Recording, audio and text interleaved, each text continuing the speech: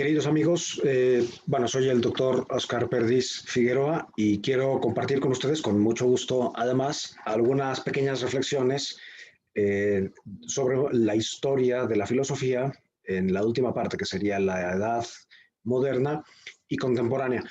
Y bueno, como no se puede decir todo porque, bueno, eso es un periodo o dos periodos riquísimos, podemos ir sobre un hilo conductor que sería la respuesta a esta pregunta: ¿por qué pensamos como pensamos? Otra pregunta que habría que responder es ¿por qué amamos como amamos? Entonces, ahí también habría que acudir a la historia. Entonces, la historia de la educación amorosa, etcétera. Pero bueno, ahora trataremos de ir eh, sobre, este, eh, sobre este hilo eh, y bueno, tratando, y espero, de lograr una cierta reflexión, como digo, sin abarcar todo, y quizá también, o tampoco sin profundizar mucho en cada uno de los filósofos. Bueno, en general, el pensamiento actual se caracteriza por ser así como bipolar. Por un lado, parece racionalista, aunque es bastante irracionalista, es bastante crédulo. Estamos en la época de la historia, seguramente la más crédula de toda la historia. Y atención, a que credulidad o creencia no es lo mismo que fe. Bueno, y por otro lado, también, bueno, el cientifismo, eh, y junto a esto está también el ideal de lo fácil, de lo cómodo, de lo que no requiera ningún esfuerzo. Ya después de ideologías que se van metiendo, etcétera, pues eso es lo que caracteriza. También, bueno, o hay que tener en cuenta que el pensamiento siempre tiene mucho que ver con las relaciones. No es nada más una cuestión académica para unos cuantos ratones de biblioteca, sino que tiene una incidencia en la vida real.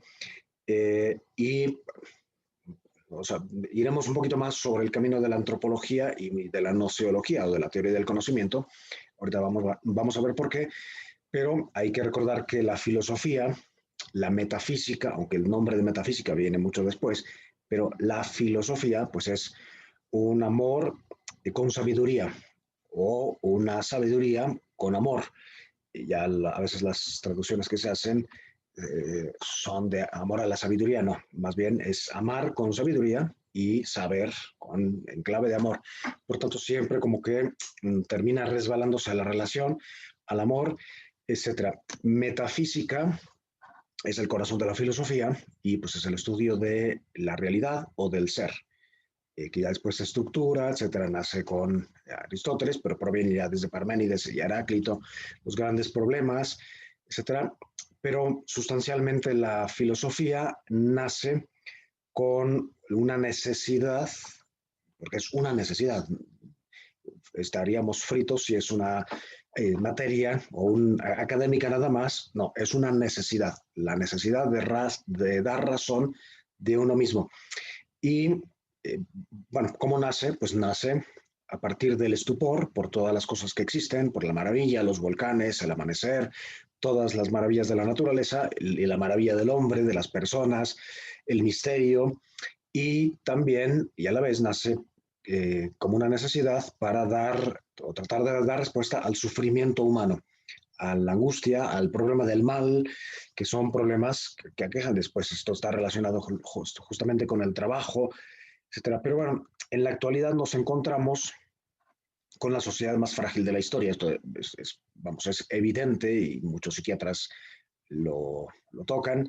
Es una, por tanto, parece que nos estamos alejando o nos hemos alejado de la realidad, por tanto también de la verdad, del espíritu de duda, de crítica, en esta credulidad a veces en la que se vive, en la que se toma, no sé, la información que viene de Internet o de los chats, etcétera, como palabra de Dios, y después hay una elemental falta de contacto con la realidad y con los demás, con la relación. Bueno, de hecho, todo esto es relación y eso tiene que ver o tiene su influencia en las relaciones amorosas, que suelen estar, así como modelos de amor, no las relaciones ya entre las personas concretas, porque eso ya hay que ir a cada caso, pero el modelo de amor en general pues es un amor líquido, por tanto utilitarista y consumista, de ir usando a los demás como si fueran botellas de plástico o Kleenex. Y eso proviene de la filosofía, absolutamente, de una concepción del ser humano, etcétera. Entonces, urge en la actualidad, especialmente, razonar, además de las circunstancias en las que se encuentra cada quien. Entonces, es una necesidad, proviene del sufrimiento o, o ante el sufrimiento y el sentido de la vida. Eh, y bueno, la filosofía, aunque nace en Grecia, pero también está presente en el hinduismo, en el mundo bíblico, sobre todo en la época de los sapienciales, etcétera, donde se han formulado grandes preguntas sobre el sentido de vida, qué sentido tiene si uno, la vida que uno tiene concreta aquí y ahora, si pues tiene que afrontar muchos sufrimientos, si tiene que afrontar, por ejemplo, la separación de los seres queridos, etcétera. Entonces, ¿para qué es o en qué consiste eso de vivir? Pregunta la sabiduría o los diversos libros. Bueno, la admiración, el estupor y pues al inicio nace todo eh, prefilosóficamente, si queremos, con una serie de mitos, los mitos que son esas explicaciones o meditaciones poéticas que rayan en lo teológico sobre el origen de todas las cosas y, por tanto, pues son visiones del mundo sumamente elegantes y que nos dejan una, visión, una potencia de vida enorme.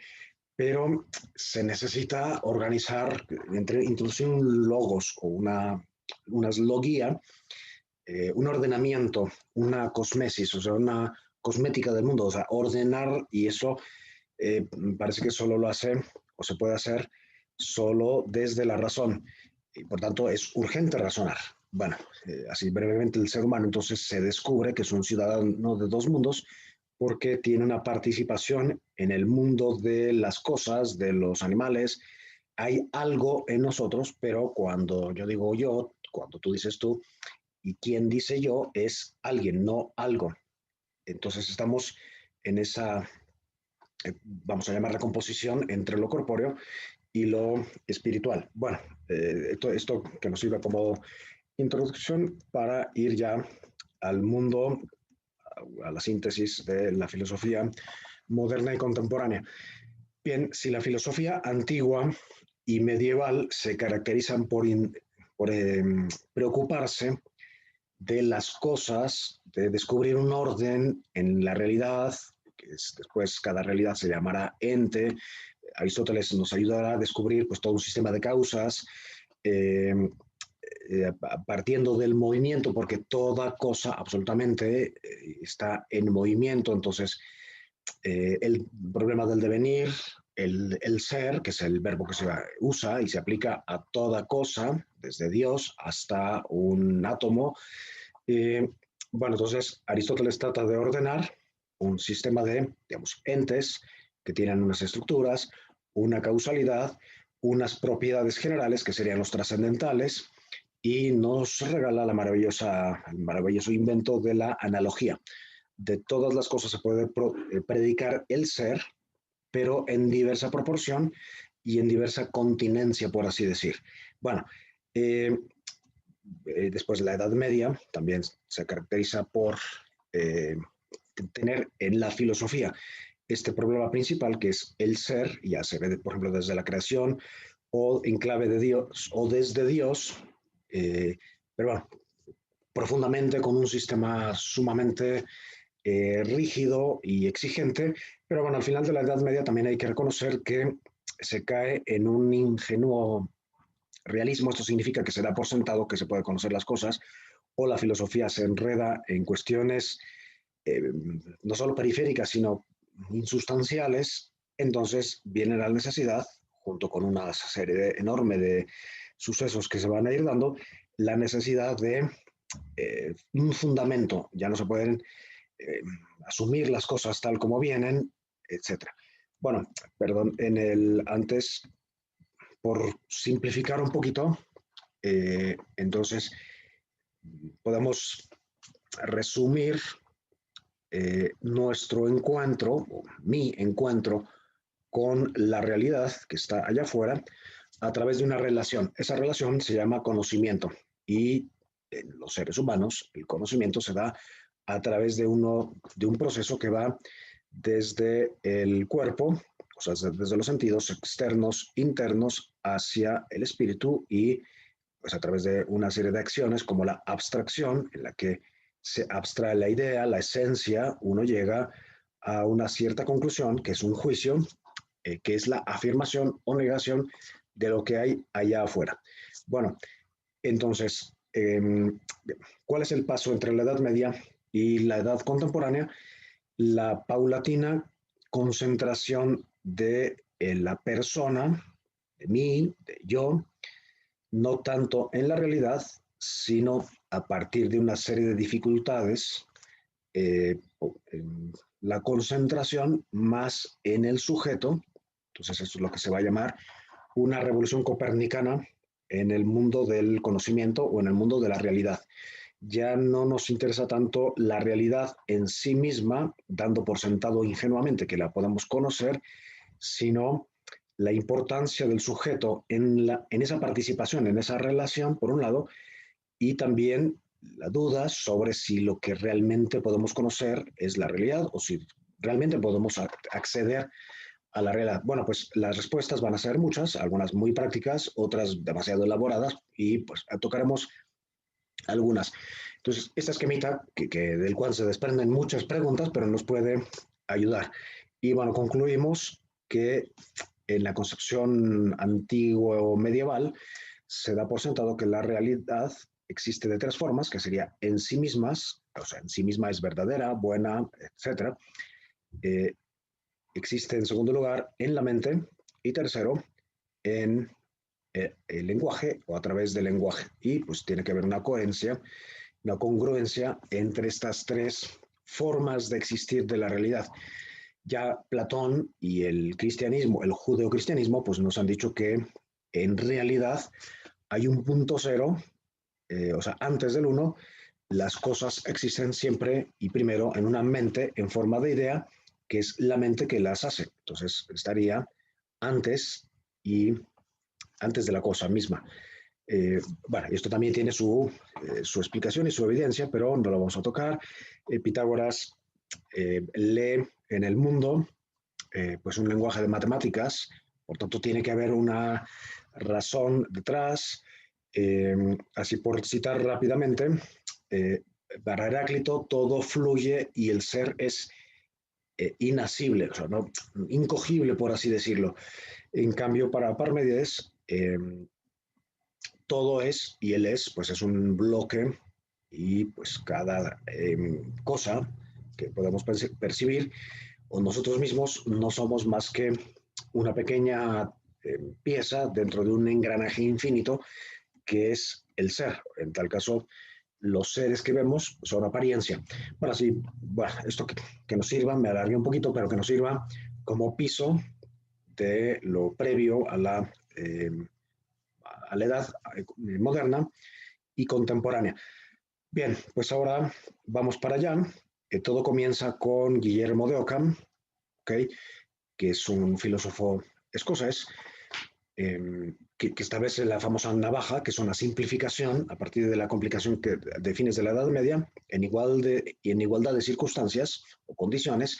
La explicación más sencilla es la más correcta, la más verdadera. Eh, pero también se introduce a partir de aquí, Duns Scoto y otros, se introduce o se subraya un pesimismo sobre la naturaleza humana. Por lo tanto, pesimismo en el campo de la religión, pesimismo en el campo de los inventos, de los nuevos descubrimientos. El hombre se va haciendo pequeño, se descubren astros, se descubre que la Tierra no es el centro del universo. Bueno, entonces el hombre como que sufre ahí un destronamiento y este destronamiento pues se va a ir aumentando hasta nuestros días. Otra manera de explicar la navaja de Ockham es que no es tan importante eh, preguntarnos, digamos, esto que hemos hecho antes, nuestro acceso a la realidad, que de hecho muchas veces pues no tenemos un acceso a la realidad ni adecuado ni verdadero porque los sentidos nos engañan, porque los otros nos engañan, o bueno, simplemente nos equivocamos, hay errores. Entonces, el único piso firme en el que podamos, si queremos dialogar, podemos estar es el lenguaje. Por eso, en parte, esto es más complejo, pero bueno, en parte a su postura se le llama nominalismo. Y esto parece una cosa muy académica, pero cuando ponemos el lenguaje como fundamento de la comunicación, pues está muy bien, pero quien escoge el lenguaje, a veces basta cambiar el nombre y ya distorsionamos la realidad. Esto, aquí está la madre de la democracia contemporánea, porque casi llevado al extremo, lo importante es ponernos de acuerdo, aunque no estemos en contacto con la realidad. Entonces, lo que decide, por ejemplo, la bondad o maldad, la verdad, lo verdadero o lo falso de una cosa no es tanto el contacto con la realidad, sino la votación. El que la mayoría, digan, bueno, entonces si la mayoría dice que los árboles son rosas, pues eh, ya con tal de no pelearnos y ponernos de acuerdo sobre un lenguaje común, pues así se acepta. Entonces se va perdiendo también una capacidad de crítica, de acercamiento real a la realidad. Bueno, un siglo y medio después, por una serie de circunstancias de abusos, venta bueno, lo que ya todo el mundo sabe, eh, venta en cuestiones religiosas, simonía y, y también una personalidad bastante torturada y particular, que es la persona de Lutero, que pod podría decirse que en alguna manera es como el hijo, en el campo religioso, el hijo de Ockham. Entonces va a introducir un pesimismo antropológico sumamente fuerte, o más fuerte todavía, y se realiza aquí otro cambio, otra revolución copernicana. Si antes de Lutero Dios está en el centro y el hombre gira como un planeta en torno a Dios, en muchas formas, a partir de esta mentalidad y de esta traslación del problema, de la realidad, en este caso de Dios, a mí, al sujeto que tiene esa relación, y si este sujeto tiene una mentalidad atormentada y pesimista, luego la pregunta lógica será, ¿qué tanto puede hacer Dios para sacarme de mi miseria? O sea, se hace un cambio copernicano, ya soy yo ahora el centro del universo y todo gira y también Dios. Y Dios se vuelve como un medio para mi felicidad o mi estado de ánimo, etcétera. Bueno, es más complejo, pero por simplificar, bueno, entonces va a introducir este otro nuevo destronamiento del hombre y una simplificación total, siguiendo el principio ocamista, de no multiplicar los entes, entes non son multiplicanda. ¿Para qué tantos medios, para qué tantos obstáculos entre Dios y yo? Entonces, sola escritura, sola fides, sola gracia. Eh, bueno, después vendrá una corriente que es un poquito más extrema, que sería el calvinismo, que es lo que va a forjar la cultura en Escocia, en países como Estados Unidos, etcétera, donde el trabajo se sobrepone como una especie, el trabajo y la riqueza se sobreponen como una garantía de estar siendo bendecido por Dios en esta tierra. Entonces eso va a derivar en toda una serie de pasos y posturas que vamos a ver más adelante. Entonces, sintetizando, hasta ahora hay como una vuelta, una importancia del sujeto.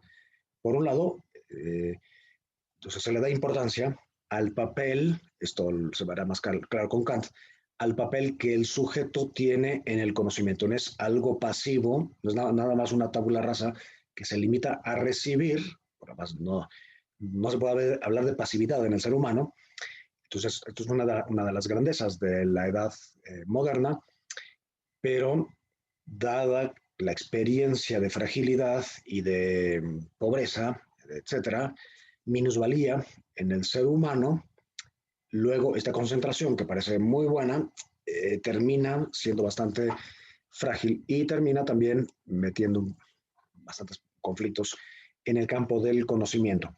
Por ejemplo, afirmaciones como Maquiavelo. Maquiavelo da por sentado que el ser humano es ingrato, o digamos es malo, en esta concepción propia de esa época, Introduce este otro pesimismo antropológico. Por tanto, como el hombre es malo, luego pues, tiene que haber un príncipe que controle, que pues, se ponga unos fines y ya no importa los medios para lograr esos fines, porque de la gentuza o de la población no te puedes fiar, más que para gobernarlos. Y si hay que engañarlos, pues aquí nacen muchas de las perspectivas de la política moderna. Ahora vamos a ir un poquito por la línea inglesa, porque la filosofía se parte en filosofía inglesa y filosofía europea. Bueno, otro señor que nace en 1590, para ubicarnos, Thomas Hobbes, cuya frase más famosa pasó, sería esta, eh, Homo homini lupus, el hombre no es más que un lobo para el hombre. Por tanto, es importante, eh, teniendo aquí algunos puntos en común con Maquiavelo, es importante ser severo en las leyes, castigar, vigilar. Aquí viene la manía de poner cámaras por todas partes, porque el hombre si no está vigilado, pues, saca lo peor de sí y bueno, poner candados, cerrar, todo lo que tiene que ver con eso.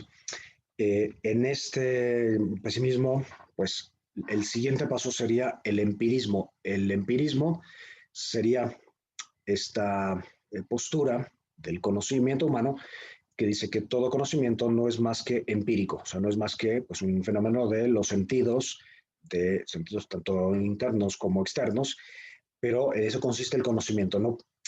Ya todo el mundo de la espiritualidad, o sea, espiritualidad no en sentido religioso, sino espiritualidad en cuanto a actividad espiritual del hombre, eso pues es un mundo de sueños que no se puede coger, es absolutamente subjetivo, etc. El empirismo es muy fácil y no requiere porque para decir, para afirmar que el conocimiento no es más que empírico, no se necesita ningún esfuerzo, ni siquiera mental, pero es curioso que desde el espíritu se haga una afirmación, porque las afirmaciones son espirituales o provienen del mundo del espíritu, porque son conclusiones, son inmateriales. Bueno, pero es curioso que desde el mundo de lo inmaterial se diga que solamente existe lo material y el conocimiento eh, de allá afuera, de los sentidos.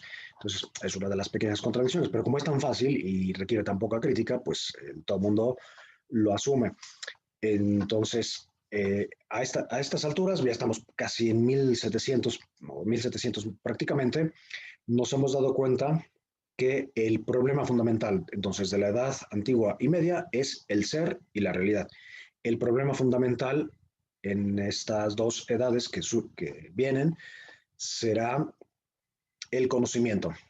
Entonces, Hume se va por el empirismo, proviene de Locke, pero Locke es un poco más complicado. Simplemente Locke nos dice que podemos, más que conocer las cosas tal como son, podemos, o lo que conocemos en el fondo, el objeto del conocimiento, son ideas. Y las ideas, al ser inmateriales, pues también necesitan un puente con la realidad. Bueno, de aquí se va derivando, del empirismo se va derivando en el pragmatismo. ¿Qué significa pragmatismo? Pues es una palabra que proviene del griego y es la exageración del pragma. Pragma sería la cosa, la existencia, la cristalización de el ser en algo material. Eh, bueno, pues, ¿qué significa? Bueno, pues que las cosas materiales que están allá afuera, no nos tenemos que complicar la vida pensando, preguntando si realmente las conocemos a fondo, las conocemos perfectamente o no. Lo importante es transformarlas, que lo que necesitamos es comer y necesitamos dinero, en esa mentalidad también un poco calvinista de transformación, que es bastante ejemplar por un lado, porque es una mentalidad muy trabajadora, muy ahorrativa, eh, muy progresista, pero por otro lado, cojea por el lado, o sea, en el sentido de que si estamos hechos nada más o casi para trabajar y el, em, el signo de bendición de Dios es el dinero, luego el siguiente paso es ir por todo el mundo, conquistando, pisoteando, esquilmando todo lo que se pueda para traer productos y sentirse pues bendecido. No es de extrañar que se haya introducido esa mentalidad bíblica en la conquista, o sea, como si todo el mundo fuera una tierra prometida donde pues uno tiene el derecho de llegar y quedarse con todo. Eh, bueno, estoy exagerando un poquito, pero para entender. Entonces, pragmatismo en las cosas. Pragmatismo en el mundo interno. Bueno, tenemos ya clara una idea, pues ya no hay que darle más vueltas. Y pragmatismo a través del lenguaje, eh, que tiene que ver con todo lo que he dicho antes, de la deificación, la idolatría del Estado, del príncipe, de la democracia, etcétera, de la puesta de acuerdo. Algunos de los grandes pensadores del pragmatismo son Peirce y James, que son, bueno, James tiene una personalidad bastante rica, se le suele colocar incluso en el mundo de la pedagogía, etc. Y bueno, son pensadores que han pesado mucho en la filosofía anglosajona. Entonces, parecería que la finalidad del conocimiento es transformar cosas. Eh, y aquí nace una época apasionante de la historia que, por ejemplo, en Estados Unidos, la segunda mitad del siglo XIX, o prácticamente todo, pues es una sucesión infinita de inventos, fábricas, eh, creaciones, entre las cuales está, bueno, la electricidad, después en la máquina de vapor, el ferrocarril, después una cantidad la máquina de escribir, son 4 ejemplitos de una infinidad de inventos geniales que se van a dar gracias a esta mentalidad. Pero siempre queda el otro lado, y es que se va reduciendo el hombre a mero trabajo, a mero transformar cosas, e incluso para entretenerse, en una especie de rueda de la fortuna, ¿no? En un ciclo del que no se va a salir. Y ya en esta mentalidad, por ejemplo, la pregunta por la metafísica, por el sentido a fondo de la persona, pues simplemente no se hace porque el hombre está entretenido en producir, en vender, comprar, etcétera, y la metafísica se va a ver como algo absolutamente inútil. Eh, o no se le va a dar importancia hasta que pues, llegan los grandes dramas de la vida y se necesitará, sí, ahora otra vez, un regreso a la realidad. Eh, el, el mundo de la trascendencia, el mundo religioso, eso se deja al sentimiento. En esta mentalidad, digamos, luterano-calvinista anglosajona, el, eso, o sea, la fe pues es algo de sentimiento, de tu librito, de la comunidad, en ese sentido también tiene una cosa muy positiva, que es que la religión se vive en comunidad, no es una cosa individualista, eh, pero como veremos después en Kant, la, el mundo religioso se acepta por fe y no se piensa, o sea, nada de razonar, etcétera. Bueno, pues de ahí el siguiente paso sería el utilitarismo, que significa pues ver a las cosas y a las personas pues simplemente en cuanto que producen. Por eso se introduce la palabra edad productiva, y por tanto después esto derivará, por ejemplo, en el campo de la bioética, en aplicar criterios de utilitaristas o de utilización incluso para las personas.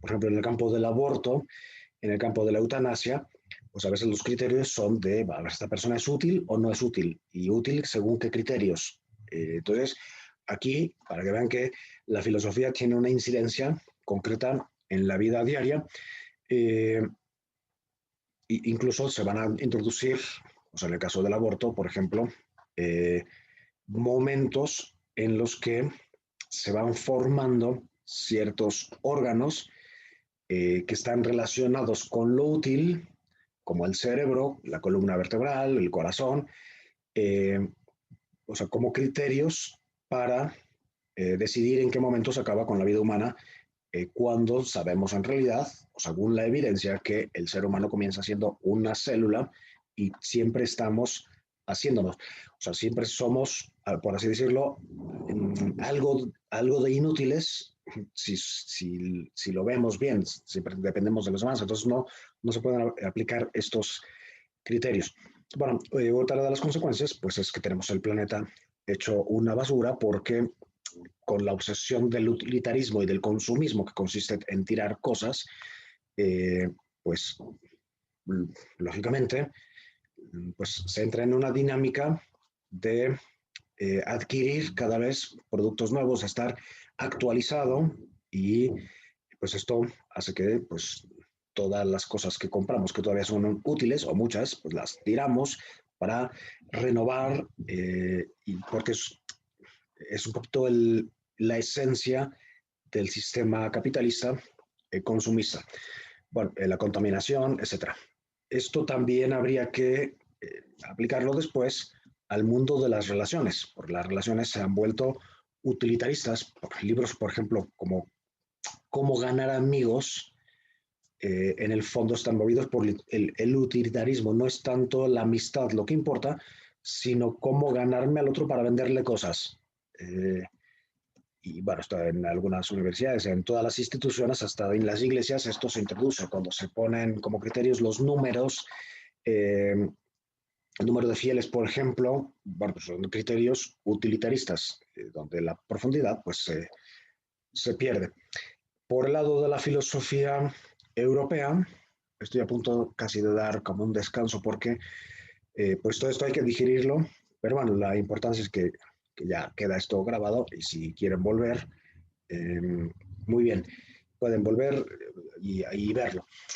Muy bien, en cambio la filosofía europea, que hay que decirlo, pues siempre ha sido mucho más profunda, eh, tiene como inicio a Descartes, o vamos a escogerlo a él para entender. Eh, bueno, Descartes es un filósofo matemático, un genio, que a partir de todo lo anterior, eh, bueno, también nace por 1590, más o menos.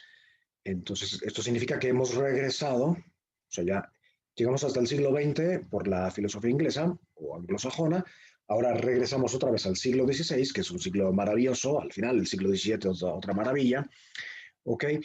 Estamos en pleno barroco, o sea, del lado, digamos, católico, donde el barroco es el fruto del Concilio de Trento que eh, lo que busca o lo que ha logrado es una renovación y de la Iglesia Católica, y en esta renovación son importantísimas las imágenes, la teatralidad, eh, la fastuosidad, el oro, llenar las iglesias de santos, de virtudes, etcétera. Bueno, pues es una época colosal, nace el violín, etcétera. Bueno, ¿qué tiene que ver esto con la filosofía?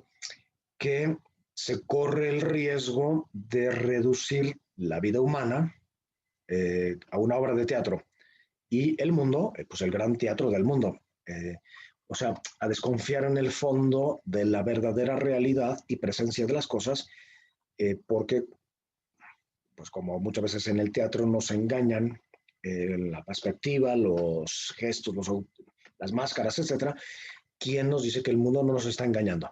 Entonces tiene esa genialidad de ver el mundo pues como una obra de teatro en la que tú eres una persona que nadie va a representar tu papel en lugar de ti, pero se va introduciendo como eh, esa concepción de que el mundo no es más que ilusión. Entonces, este señor, Descartes, que es un genio, dice, tenemos que estar seguros de aquello que pensamos, o sea, qué es lo que realmente eh, puede entrar en nuestra mente. Y, por tanto, es un replegamiento sobre uno mismo, nuevamente. Y, bueno, allá afuera está la realidad. La realidad, eh, a través del método de la duda, que es una de las grandes aportaciones, no la única, de Descartes, yo voy excluyendo, voy dudando de todo.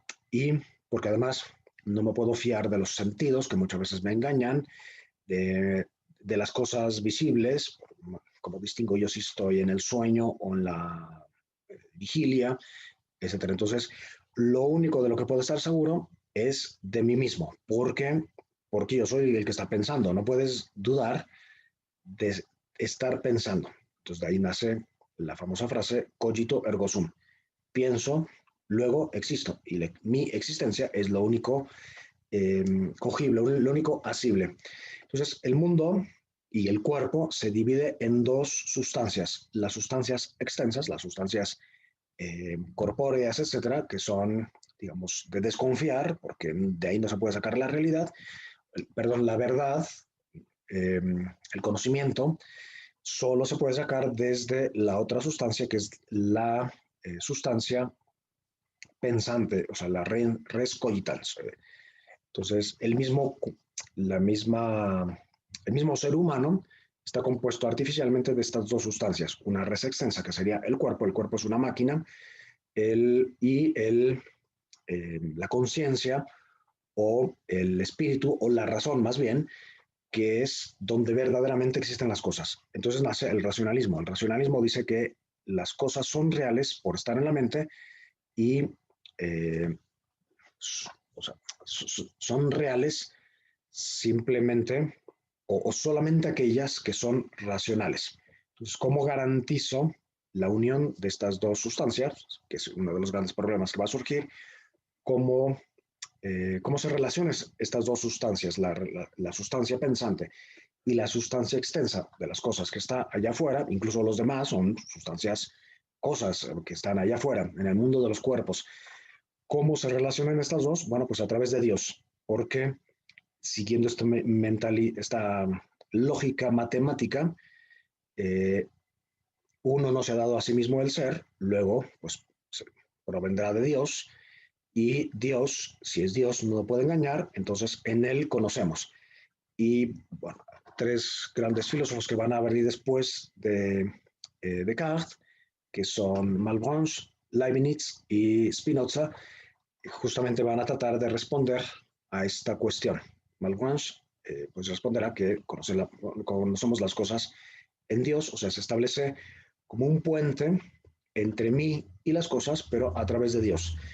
Leibniz dirá que, pues, o sea, Dios no es un obrero, digamos, irresponsable, sino que siendo el creador de todo, pues ha hecho el mundo lo mejor posible, luego ha metido en cada cosa, en cada mónada, pues la capacidad de relacionarse con el otro y además cada ser es de por sí como una especie de plenitud en sí mismo. Spinoza se va a ir por el campo de la ética y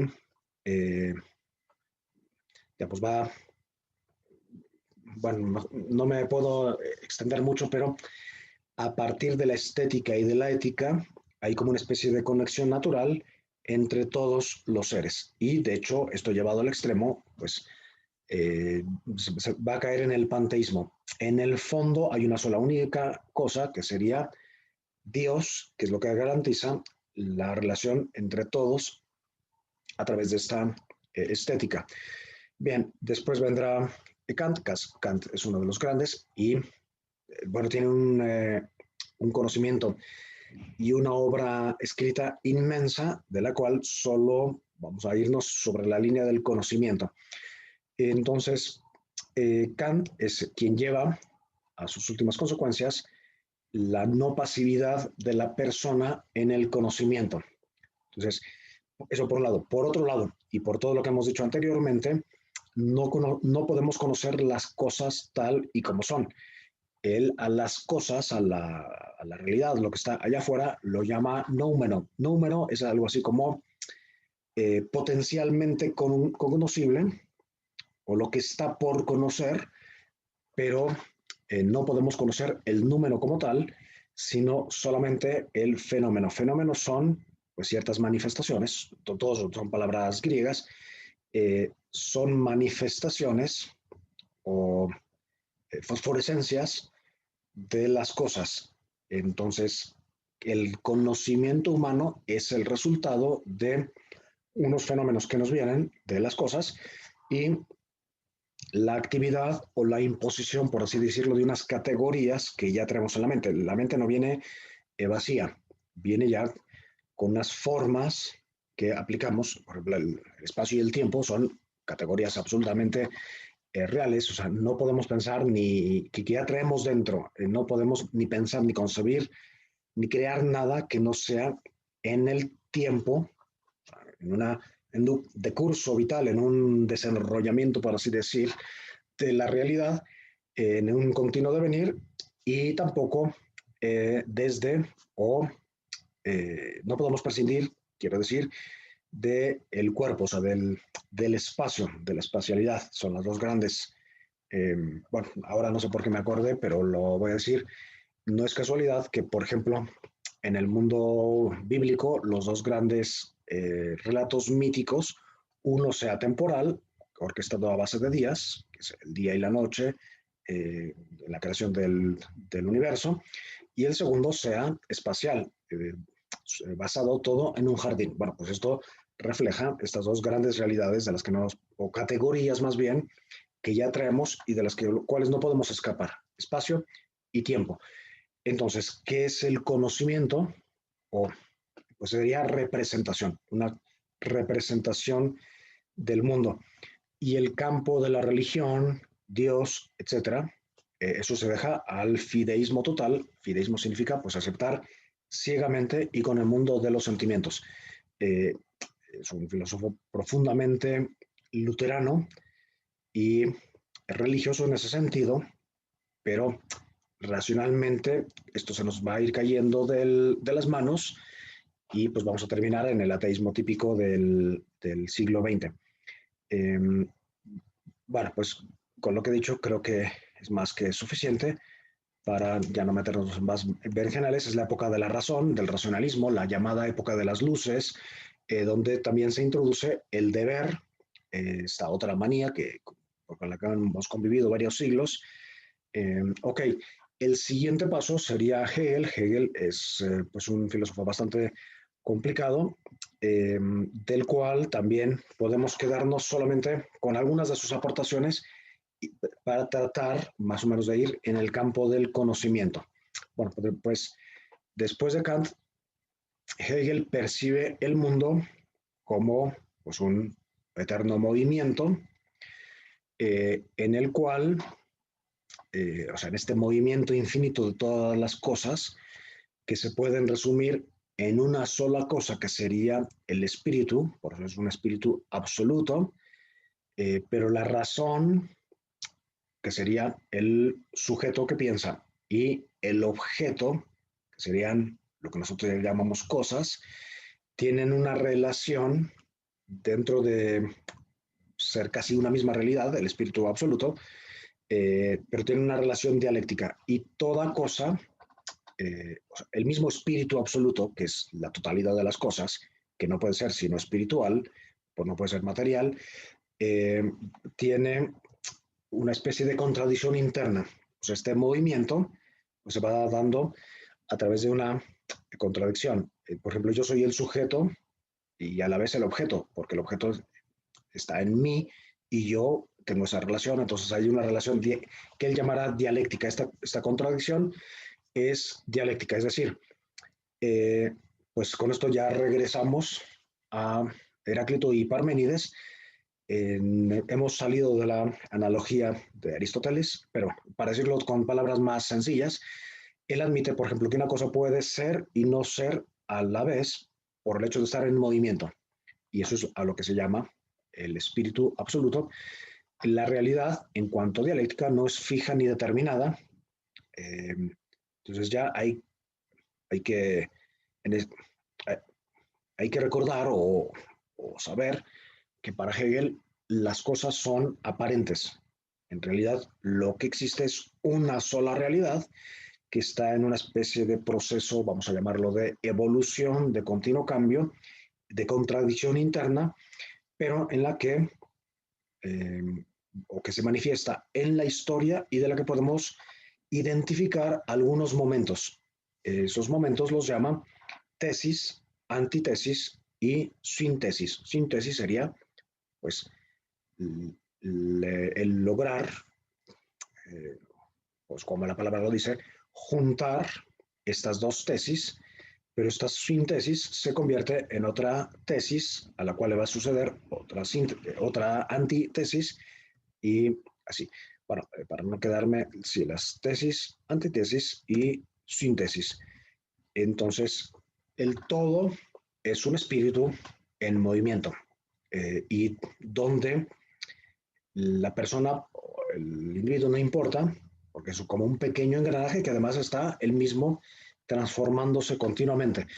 Es decir, pues hemos perdido el piso y bueno, esto ya después, no es casualidad que la siguiente generación de filósofos tomen este esquema y esta forma de pensar hegeliana y muchos, de hecho la mayoría y los más famosos, se van a oponer radicalmente a esta forma de pensamiento.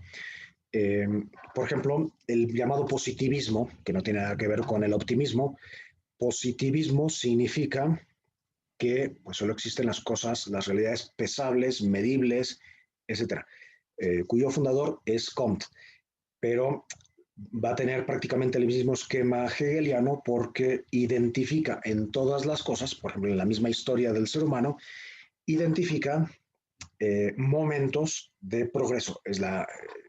O a través del positivismo se introduce esa palabra mágica, esa palabra talismán para muchos, que es la evolución.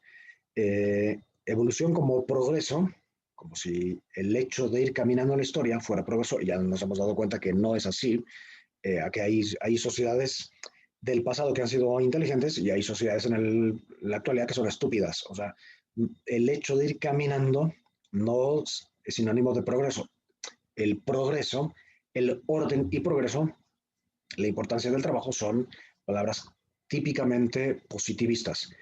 Al negar la trascendencia, la relación con un ser infinito, todopoderoso, Dios, eh, pues al final el lugar de Dios lo ocupa el Estado, la evolución, la casualidad incluso, pero, bueno, pero eso ya no es cosa del positivismo, eso vendrá después.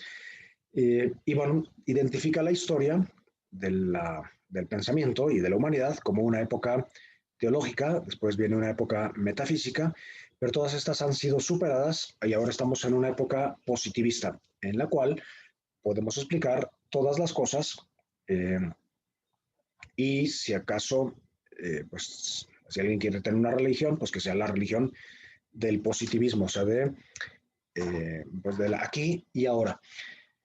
Bueno, otro de los grandes opositores de Hegel sería Kierkegaard. Kierkegaard es otro de los genios del siglo XIX. Vamos a llamarlo el fundador del existencialismo. Él, en esta concentración del pensamiento en uno mismo, dice o llega a una conclusión, que aquí no puede haber ningún espíritu absoluto, porque el que está padeciendo, el que sufre, el que tiene que enfrentar su propia vida, soy yo. Entonces, de ahí desvía la atención al yo, a la persona, al individuo, en su existencia, ya no en su esencia o su naturaleza, sino en este que soy yo aquí y ahora con este pedazo, por así decir, de existencia que me corresponde y con los problemas que tengo que afrontar. Y bueno, ya después su pensamiento será bastante profundo porque llevará a hacer una apuesta. Entonces eh, es radicalmente crítico con el cristianismo que él se encuentra, que es pues, claramente el luteranismo, y lleva la apuesta cristiana a su última, eh, a sus últimas consecuencias, que sería una relación especial con Cristo. Bueno, y esto no es religión, esto lo hace un filósofo en su concentración, digamos, en el sujeto. Otros pensadores, algunos no son filósofos, de hecho, de estos estrictamente hablando no son filósofos, pero sí son grandes pensadores que han influido muchísimo. Marx eh, traslada o traduce el sistema hegeliano de tesis, antítesis, síntesis, de dialéctica, lucha, etcétera, de un espíritu absoluto, eso todo lo traduce a una materia absoluta. Siguiendo un poco el positivismo, no hay más que materia, luego es verdad eso de que todo está como en un proceso de continuo, eterno cambio, pero más que todo ser espíritu, en tal caso será materia. Entonces nace el materialismo dialéctico, que después derivará en el comunismo, etcétera, en la lucha de clases, en la imposición,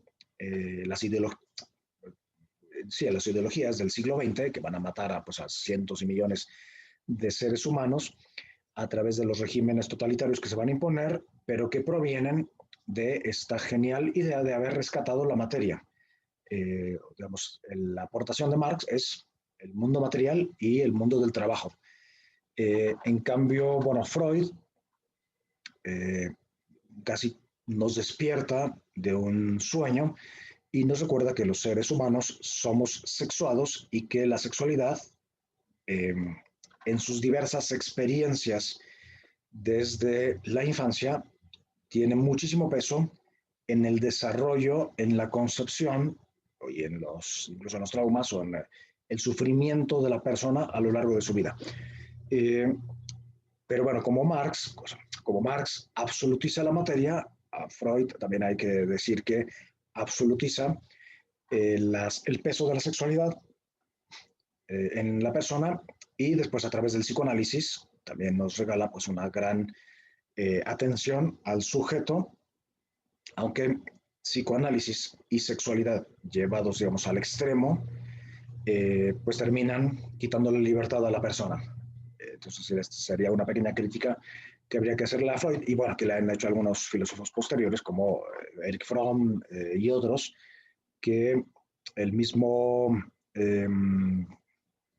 bueno, hay algunos otros filósofos, ahora se me olvidó, uno de los grandes filósofos, perdón, de los psicólogos, que, eh, digamos, más que criticar a Freud, lo completan desde un sentido de profunda trascendencia. Ok, ya después está Nietzsche. Nietzsche, pues es el filósofo de estos, es el un poquito más profundo como filósofo. Es un filósofo de la vida en absoluto, de la potencia, de la voluntad. El hombre se traiciona a sí mismo cuando raciona o racionaliza. Más bien hay que recuperar un espíritu dionisíaco. Dionisíaco viene de Dionisos, que es ese dios de la absoluta potencia, la, del incontrol total, de dejarse llevar por la fuerza de la naturaleza, etcétera. Y pues también va a ser un crítico enorme del sistema cristiano que se encontró en su época, que es el luteranismo, al que pues dice, o del que dice, esto es humano, es demasiado humano, o sea, esto no puede tener mucho que ver con la potencia que debe ser un Dios al que yo propongo. Bueno, él propone también la muerte de Dios porque Dios, para sus intereses y en su concepción, pues es como un freno a ese deseo de infinitud del ser humano. Entonces, con, digamos, muy poca lógica y de manera muy fuerte, dice, yo declaro que Dios ha muerto y así ya soy libre yo de hacer un poquito lo que se me antoje. Eh, es, Esto va a derivar después, curiosamente, en el niquilismo. Niquilismo significa pues, que al haber quitado a Dios, pues el hombre, pues en el fondo proviene de la nada, va hacia la nada, o toda la acción humana no tiene ningún peso, ninguna relevancia, porque como hoy podemos hacer esta cosa, mañana podemos hacer otra, o ahora mismo yo podría estar haciendo otra cosa y sería exactamente igual de inútil. eh, entonces se introduce esa falta de sentido, que se llamará nihilismo o niquilismo, que es una palabra latina que significa nada. Bueno, pues de estos filósofos vamos a ir dejando las otras y ya saltando hacia el siglo XX, siguiendo un poquito la atención a la propia historia, a la propia existencia. Van a venir algunos otros filósofos como Henri Bergson, que es francés, de hecho es premio Nobel de Literatura. Si quieren un filósofo así agradable y profundo, así de lectura, pues es Bergson. Dilthey, eh, pues la atención a la historia personal, la filosofía, el pensamiento, la persona misma es historia, por tanto un devenir personal, y aquí ya nos acercamos al sentido de la misión, de, bueno, qué consiste tu historia, cómo va a ser tu historia. Estas ya son algunas de las conclusiones. Por Bergson, podemos decir que es el padre del vitalismo, de la conciencia personal, de una nueva metafísica, ¿okay? En una especie de regreso a la realidad. Junto con ellos, algunos de los grandes filósofos, Brentano, Bolzano, que aquí no lo puse, son grandes metafísicos que tratan de, después de tanto el materialismo como el idealismo, como también el racionalismo y después el pragmatismo, qué sentido tiene la existencia humana. Entonces no hay otro camino que regresar a la realidad. ¿Y qué es la realidad? Lo que hay, lo que es, lo que está ahí. Y a partir de este regreso a la realidad, ya no de fabricarnos corrientes filosóficas de laboratorio, como el mismo marxismo, el psicoanálisis, la misma postura de Nietzsche, que parten de presupuestos creados en laboratorio para después interpretar la realidad. No, hay que afrontar, y un camino va a ser un camino metodológico, que o sea, no es profundamente filosófico, pero sí es una metodología, será la fenomenología, cuyo fundador es Husserl, un filósofo también alemán. Muchos de estos son judíos, entonces aquí hay un renacimiento del pensamiento judío. Bueno, hay otros muchísimos, Levinas, que no vamos a citar, etc.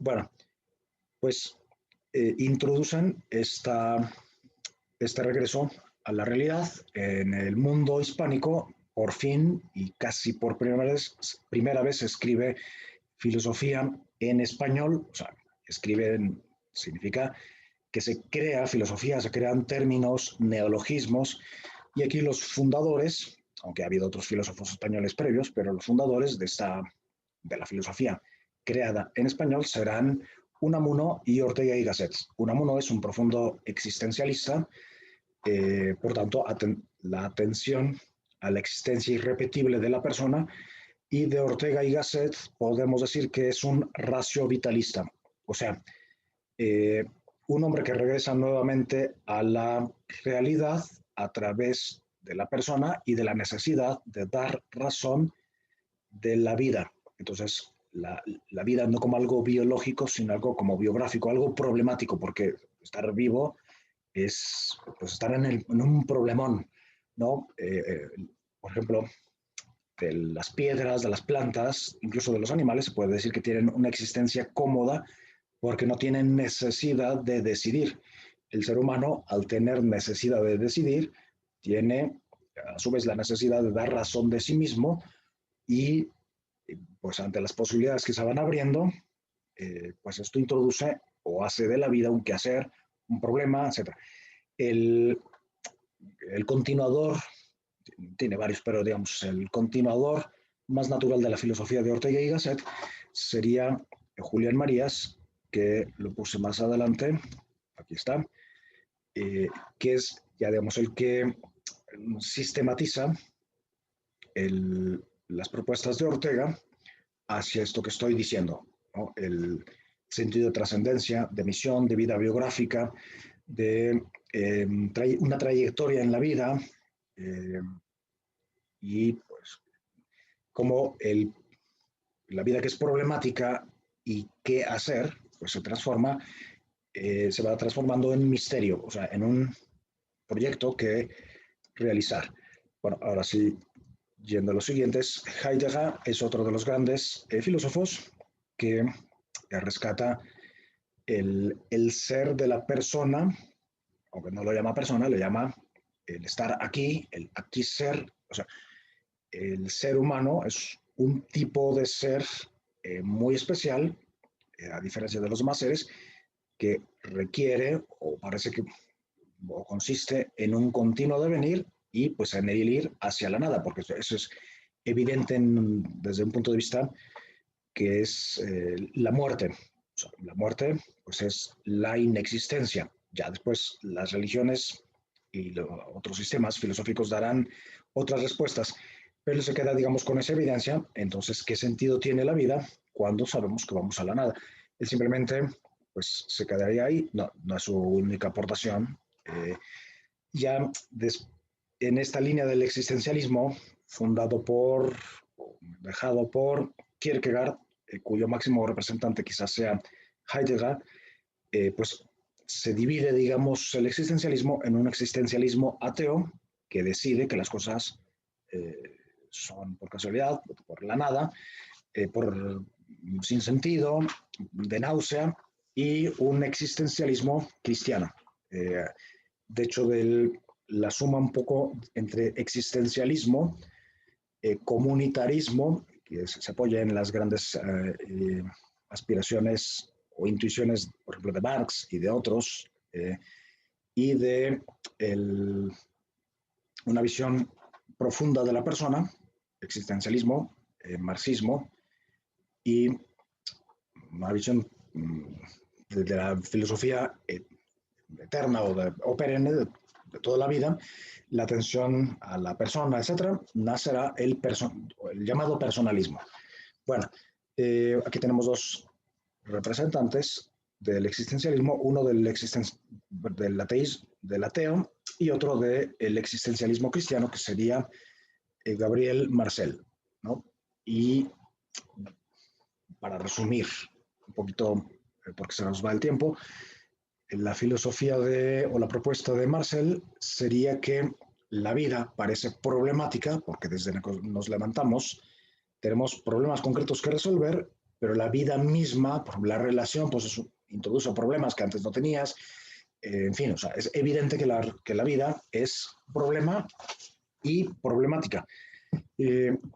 Pero una cosa es un problema que termina cuando lo has resuelto y parece más bien que la vida es misterio. Misterio es un proyecto de alguien con mayúscula que hay sobre ti y que le da sentido a la problemática propia de la vida. Le da un sentido, da la posibilidad, la libertad del amor de introducir o de meterle un sentido que no puede ser otro que el amoroso.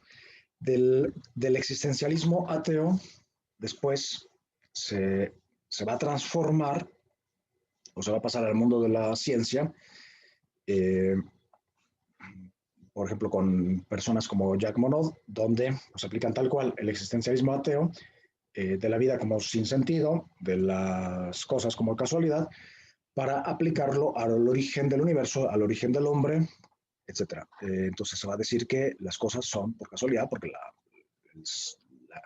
el ser mismo de las cosas es caprichoso y apareció por casualidad. Y pues como al existencialismo se le puede responder de una manera, también a esa concepción pseudocientífica de que las cosas y el hombre no provienen más que de la causalidad, perdón, de la casualidad o del caso o del azar o de la coincidencia, pues se puede responder de muchas maneras, ¿no? Por ejemplo, eh, pues en el mundo vemos unas ciertas constantes, que son las leyes, etcétera, y pues lo propio de la casualidad, perdón, es que no se repite. O sea, es casualidad que hoy me encuentre un cheque o un anillo de oro, pero no significa que siempre que yo salga de casa me voy a encontrar un anillo. O sea, eso es casualidad. El mundo no puede ser casualidad porque es fruto, o sea, tendrá que tener un proyecto por esta constancia que vemos, esta repetición, por así decirlo, que vemos en las cosas. No es casualidad que el sol salga, porque sale todas las mañanas con unas reglas, con una orientación, etcétera. Entonces no puede ser casualidad. Igual que otra cosa, otra respuesta a esta vida sin sentido, a la casualidad, es que eh, las, las cosas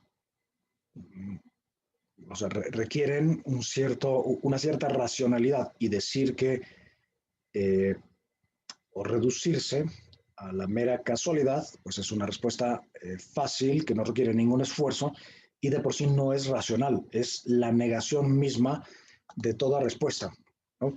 Y así, pues habría también que decir que, bueno, pues que no es una explicación la casualidad, sino más bien la renuncia a una explicación. Bueno, espero no haberme hecho bolas un poquito en esto y haberles desorientado. Bueno, otros filósofos, están estas dos, por fin, dos filósofas, no son las primeras, pero sí han tenido mucho peso en el siglo XX, Edith Stein eh, y Hannah Arendt, que provienen un poco del mundo de la fenomenología, pero van hacia el rescate de la realidad absolutamente individual, del sentido de vida, desde la trascendencia y de la formación de comunidad, etc.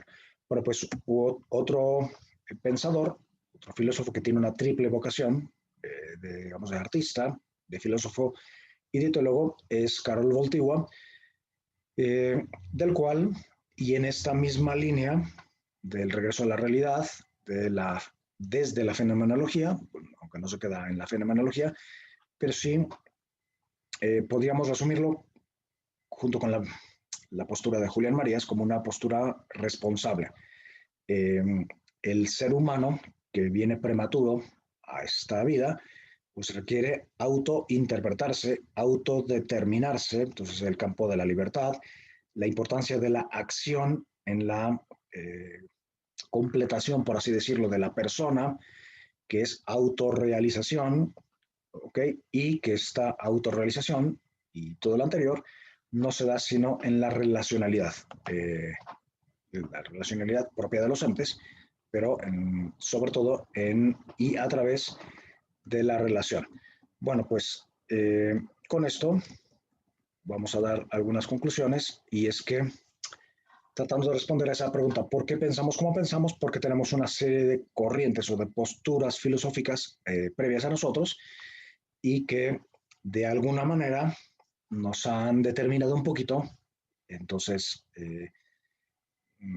y bueno, que se ha desembocado, por un lado, en una especie de racionalismo, que se acepta solo lo que entra en la razón, de existencialismo, un poco extraviado, sin sentido, sin Dios, eh, pragmatismo, utilitarismo, consumismo, que se ve no solamente en las cosas, sino en las relaciones con los hombres o entre los hombres, en las relaciones amorosas, en los modelos amorosos que tenemos, y junto con eso, pues una serie de modelos que se introducen sobre todo a partir de después de la Segunda Guerra Mundial, que sería la comodidad, la facilitonería como ideales de la vida, el sinsentido, incluso la vulgaridad, etcétera, de manera que urge eh, pues, recuperar el sentido de la filosofía, pero no en clave de repetir lo que dijeron los filósofos para